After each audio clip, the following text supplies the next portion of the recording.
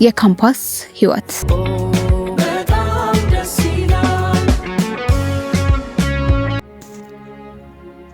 ለረጅም ሰዓት ስታለቅስ ቆየችና ምንም እንዳልተፈጠረ እንባዋን ጠራርጋ ወደ ዶርማ ገባች። በቀጣይ ሳምንት ሙሉ ከዶርማ ሳትወጣ ክላስም ሳትገባ ሰነበተች። ማቲያስ የመመረቂያ ፔፐሩን በመስራት ከዛ በተረፈ የተመራቂ ተማሪ ኮሚቴ በመሆኑ መጽሔት፣ ቲሸርት፣ ፎቶ ብቻ በተለያዩ ምክንያት ተወጥሮ ስለሰነበተ ስለ ሉሊት ለደቂቃ አስቦ እንኳን አያውቅ። የዶርም ጓደኞቿ ግራ ቢጋቡም ሊያስጨንቋት ግን አልፈለጉም። የምትበላውን ዶርም እያመጡ እየቀሰቀሱ ያበሏታል። ትተኛለች። በሳምንቷ ቅዳሜ ጨቅጭቀው ይዟት ከግቢ ወጡና የምትወደው ካፌ አሳጉላሽ አዘው እየጠበቁ ራሄል ከየት መጣች ሳትላት ከጎኗ ቆማ አገኘቻት። ሪች አላመነችም። በዚህ ሰዓት አሁን እንዳለችበት ሁኔታ ብቸኛ መድኃኒቷ ሪች ነበረች። የልብ አውቃ አብራ አደጓ መጣችላት። ህልም አይደለም እውነት ነው። የሉሊትን ሁኔታ ስላሳሰባቸው ነበር ለራሄል የደወሉላት። ትላንት ደውለው ዛሬ ከቻለችላት። ጎትጉተው ለዚህ ነበር ይዘዋት የወጡት። ያዘዙትን በልተው ከተጨዋወቱ በኋላ ሉሊትና ራሄል ወደ ሉሊት ወደ ያዘችው ሆቴል አመሩ። ሌሎችም ወደ ግቢ ተመለሱ። ሉሊት በሆዷ አፍና የያዘችውን ሰሞኑን የተፈጠሩትን ነገሮች ሁሉ በግልጽ ለጓደኛዋ ስታወራላት ቀለል አላት። ብዙ ከተነጋገሩ በኋላ ለሁሉም የሚሻለው አዲስ አበባ ሄዳ የግል ኮሌጅ የጀመረችውን ትምህርት ብትጨርስ እንደሆነ ተስማሙ። ከዚህ በኋላ መምህሩን በምን ድፍረት እያየች ትማራለች።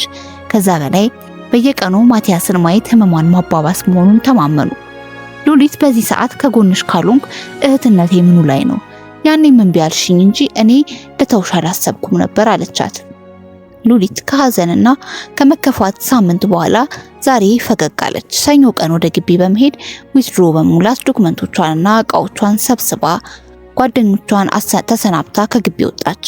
ለማቲያስ ለመጨረሻ ለመሰናበት ብትደውልለት ስልኩም አልመለሰላትም። በመሆኑም ሳታገኘው ላትመለስ ባህር ዳር ለቃ ወደ አዲስ አበባ ገቡ። መምህር ታሪኩ ከዛች ቀን በኋላ ወደ ግቢ የሚሄደው በግድ ነበር። በስራው በጣም አፍሮ ተጸጽቷል። ሉሊትን የእውነት ከልቡ ነበር ያፈቀራት። ያንን አለቃውን ሰምቶ በዛ ላይ ከማቲያስ ጋር ሲያያቸው ቅናት አቃጥሎት በጭፍን የጓደኛውን ምክር ሰምቶ ነበር። ግን ከዛች ቅጽበት በኋላ በጣም ተጸጸተ። በተለይ ሉሊትን ከነክብሯ አግኝቶ ክብሯን ማሳጣቱ ሰላም ነሳው። ከምንም በላይ ለማቲያስ ብላ መሆኑ ይበልጥ አከነከነው። እነ ሉሊት ክፍል ለሳምንት ሳይገባ ከረመ።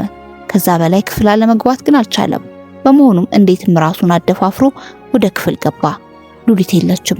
ረፍዶባት ይሆን? ግን አልመጣችም። እንደ ነገሩ አስተምሮ ወጣ። ቢሮ ሲገባ ነበር ያመካሪ ጓደኛው ለታሪኩ መርዶ የሆነ ዜና የነገረው። ለምን አለ። ለምን እንደሆነ ያውቀዋል። ግን ካፉ የወጣው ቃል ለምን የሚለው ነበር። ምንም ይሁን አንተም ምን ቸገረ? የምትፈልገው ተሳክቷል አይደል አለው ፈገግ ብሎ። አይሆንም በጭራሽ። እንዴት መሄዷ ካልቀረ ቢያንስ ሰድባኝ ረግማኝ ብቻ አይኗን እንዲያየው መጸጸቴን አላስረዳትም። ቀበጣጠረ። እንዴ ታሪ አመረርክ እንዴ? በየአመቱ ሽንኩርት መሳይ ፍሬሽ ተማሪ ይመጣልናል እኮ። ያው ተመራቂና ሲኒዮሮቹ ይሻሙናል፣ እኛ ግን በስልጣናችን ጥሎት ሄደ። ታሪኩ ከራሱ ጋር ያወራ ወዴት እንደሚሄድ ሳያውቅ ከሉሊት ጋር የተገናኙበት ሆቴል አመራ። ምንድነው የተፈጠረው? ሴቶቹ አሁን የመጀመሪያቸውን አይረሱም አይደል እንዴ? ጓደኞቼ ሁሌ የሚቸገሩት የሚፈልጉትን ካገኙ በኋላ እነሱ ሲሄዱ ከስር ከስራቸው እየተከተሉ የሚያስቸግሯቸው እንስቶች ነበሩ። ታሪኩ ለሉሊት ካለው ፍቅር የተነሳ በቃ ከዚህ በኋላ እኔ መሄድ ሳያስፈልገኝ ራሷ ወደ ጥፌ ትገባለች፣ ጥሩ የተባለ ህይወትን እንኖራለን ብሎ ነበር ያስበው። ታዲያ የታለች? ለማቲያስ ስትል እንኳን ቢሆን የታለች? ያንን ዋጋ የከፈለችለት ሰው ትታ እንዴት መሄድን ትመርጣለች? አይሆንም። የት እንዳለች ማወቅ አለበት። ማቲያስን አግኝቶ ማናገር አለበት። ከነበረበት ሆቴል ወጥቶ ማቲያስ የሚሰራበት ሬስቶራንት አመራ። ግን የጠዋት ፈረቃ ስለነበር መውጣቱን ነገሩት። ወደ ግቢ ተመለሰና የተማሪዎች ፋይል ወይም ሪሰርች መምህር ስለሆነ ከተማሪዎች ጋር ለመገናኘት ስልካቸው አለ። ከፋይል የማቲያስ ስልክ አወጣና ደወለ። ገና ሁለት ሲጠራ ነበር ያነሳው። ምክንያቱም በስንት መከራ እንዴት እንደሆነ በማያውቀው ሉሊት ባመጣችለት ለአንድ አመት ወደ ኋላ ይቀር ነበር። ስለዚህ ምን ተፈጠረ ደግሞ ብሎ ነበር ያነሳው ማቲያስ። አቤት መምህር አለ ግራ ተጋብቶ። ወደ ቢሮ እንድትመጣ። አሁን ነው? ለሪሰርች ቃለ መጠይቅ ላደርግ ወጥቼ ነበር። በ30 ደቂቃና ስልኩን ዘጋና ማቲያስ ተጣድፎ በቃ መጠይቁን ሙሉትና በኋላ መጥቼ ሰበስበዋለሁ መምህሩ ጠርቶኝ ነው አለና የተጣደፈ በባጃጅ ወደ ግቢ ገባ። ወደ መምህሩ ገባና መጥቻለሁ መምህር አለ። ስለምን እንደተፈለገ ግራ ስለገባው እንዲቀመጥ አመለከተውና ወደ ጠረጴዛው ጠጋ ብሎ በእጆቹ ተደግፎ የሉሊትን አድራሻ ፈልጌ ነበር አለው። ሉሊት ወዮ በቀደም ደውላ አላነሳም ደግሞም አልደወለም ስለረሳው ስልኩን አወጣና ስልክ ቁጥር ሊነግረው 0945 ስልኳን አይደለም አለው ተናዶ። ችግር አለ? ከዶርም እንዳስጠራት ፈልገ ነው? ማቲያስ እየቀለድክ ነው? ከዶርም እንድትጠራልኝ አቻኩዬ የምጠራህ? አዲስ ስልክ ካላት የቤተሰቧ አድራሻ የጓደኛዋ ወይም አዲስ አበባ የት አካባቢ ናት? አልገባኝም። ሉሊት ስልክ ቀይራለች? ዊዝድሮ ሞልታ ወደ አዲስ አበባ ሄዳለች? ምን? መቼ? ለምን? ይህን ጊዜ ማቲያስ ምንም እንደማያውቅ ሲያውቅ ተገረመ፣ ተናደደ። እሷን ማመን ነበረበት። እርሷ ለሱ የከፈለችለት ዋጋ እርቡን አያስባትም። ለዛ ነው ሄደችው። ዋጋ ከፍላለት እንኳ ሊያፈቅራት ስላልቻለ ተከፍታ ሄደች መሰለው። ማቲያስ ግራ ተጋባ። ግን መሄዷ ምንም አልመሰለው። እንኳን እሷ ቀርቶ የመጀመሪያ ፍቅሩ ራሄል እንኳ ሄዳ የለ። በቃ በዛ ጊዜ ባዘነበት ሰዓት መሸሸጊያ መደበቂያው ሉሊት ነበረች።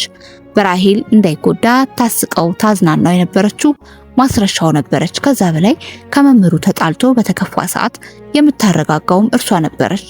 አሁን በጣም ቢዚ ከመሆኑ ሪችን እንኳን እየረሳት ነው። ፔፐሩን እየሰራ መስተንግዶም ተመራቂነት ስራው እኒህ ሁሉ ተጨምረው ቢዚ ስላደረጉት አጽናኝን ጓደኛ የማያስፈልገው። ሲጀመር ሲቀራረቡ ሰላም ሆኑ እንጂ እንደውም አትመቸውም። በተከፋ ሰዓት አብራው በመሆኗ ጊዜ ገፋበት ተጽናናባት እንጂ እስከነውም ትዘብላው ማታቅ። ታዲያ አሁን መምህሩ ምን ፈልጎ ነው? ዊዝድሮ ብርቅ አይደለ እያለ ከራሱ ጋር ሲያወራ ስማ ማቲያስ፣ ሉሊት ባትኖር በሉሊት ባይሆን ዘንድሮ አንተ አትመረጥም ነበር። ይህን ታውቃለህ በማለት ሁሉን ነገር ነገረው። ማቲያስ በራሱ አፈረ። በአግባቡ እንኳን አላመሰገናት። ወደ ኋላ በሀሳብ ከተመ። የራሄል ስነ ስርዓት፣ ደግነት፣ እንክብካቤ ናላውን ቢያዞረውም ለካ ሉሊት ከዛ በላይ ነበር ለሱ ዋጋ የከፈለችው። ፍቅራው ሊሆን አይችልም። ምክንያቱም በምንም ሁኔታ ለጓደኛዋ ያለኝን ስሜት እንደማይቀየር ታውቃለች። ምን አይነት መሰጠት ነው ይህ? ምን አይነት ጓደኝነት ነው? ለዶርማ ልጆች የምትሆነው ለራሄልማ በቃ ህይወቷን ትሰጣለች። ለኔ አይገባኝም። ማቲያስ ራሱን እየወቀሰ መምህሩ ፊት አለቀሰ። ራሄል አዲስ አበባ ከመጣች ጀምሮ የቀን እንቅልፍ ለምዳለች። ጠዋት ከሉሊት ጋር አንዳንድ ዕቃ ገዛዝተው ሉሊት የምትሄድበት አለ ብላ ሲለያዩ ወደ ቤቷ በመግባት ምሷን በልታ ገና ሸለብ እንዳረጋት ነበር ስልኳ የጠራው። ማቲያስ ነበር። ለምን ደወለ? እኔ ሉሊት መሰልኩት እንዲያለችና እንዲጠራቶቹ እሱ ሲዘጋ በሌላ ቁጥር ተደወለ። ሉሊት ስልክ ቀይራለሁ ስላለች እሷ ትሆናለች። በሶስተኛው ጥሪ ነበር ያነሳችው። ሄሎ ራሄል ነኝ። ሉሊትን ለማግኘት ፈልጌ ነበር ማልበል አለች ግራ ገብቷት። እኔ ማለት አንተ ማለት ላውራሽ ፈልጋለሁ አላት። ሰዓት ተነጋግረው ስልኩን ዘጉት። ታሪኩ ስልኩን የዘጋው ማቲያስን ከክፍሉ ለማስወጣት ፈልጎ ነው። ግን መምህር የሉሊትን ስልክ ብትጠይቅ አይሻልም? አያስፈልግም፣ በቃ ከዚህ በኋላ ራሴ ጨርሳለሁ፣ ወደ ስራ መሄድ ትችላለህ በማለት ከቢሮ አስወጣው። ማቲያስ ከቢሮ እንደወጣ የሉሊትን የዶርም ጓደኞች አንዷን አስጠራትና መቼ እንደሄደች ከዛ በፊት ሆስፒታል መግባቷን ሁሉ ዝርዝራ ነገረችው። ሌሎች አዲስ አበባ ቤታቸውን የሚያውቁ ካሉ ሲጠይቃት አንድ ቀን አብሯቸው የዋሉት ነበሩ፣ ግን አብዛኞቹ ተባረዋል። አንዷ ግን ስላረገዘች ወደ ቤተሰብ ያልመለስም ብላ ተከራይታ ነው የምትኖረው አሉ። ስለዚህ ሉሊትን ለማግኘት ራሄል ብቻ ናት ያለችው አለችው። ታሪኩ ራሱን እንዴት ነው ለራሄል የሚያስረዳው? ምን አፍሳለሁ። ብቻ የተነጋገሩበት ሰዓት እስኪደርስ ቃላት ሲመርጥ ንግግር ሲለማመድ ቆይቶ ደወለላት። ከራሄል ጋር ለረጅም ጊዜ ሰዓት አወሩ። እንደፈራው ከሷ መግባባት ከባድ አልነበረም። ስሜቱን ያሰበውን የተፈጠረውን ነገር ይቅርታ የማያሰጠው ቢሆንም እንኳን ያለ እሷ መኖር ግን ማሰብ እንደማይፈልግ ነገራት።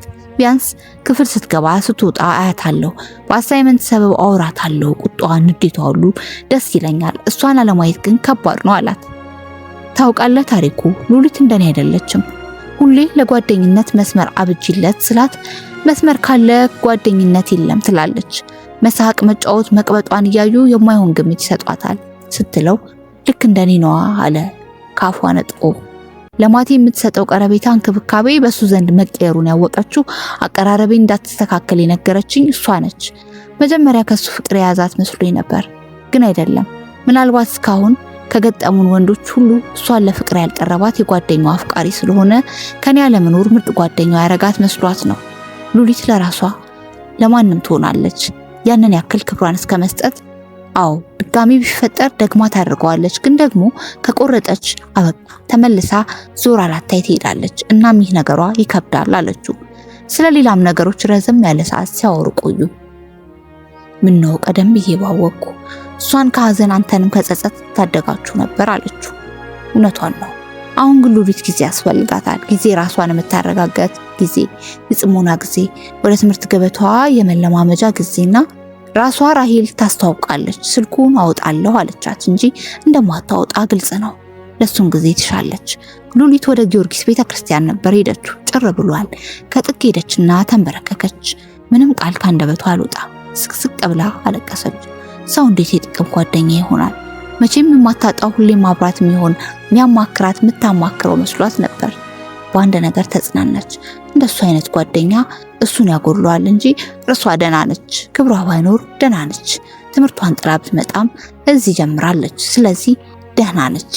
የካምታስ ጓደኝነት ዛ በሳቅና ጨዋታ የትምህርት ሩጫ ለትልቅ እልምና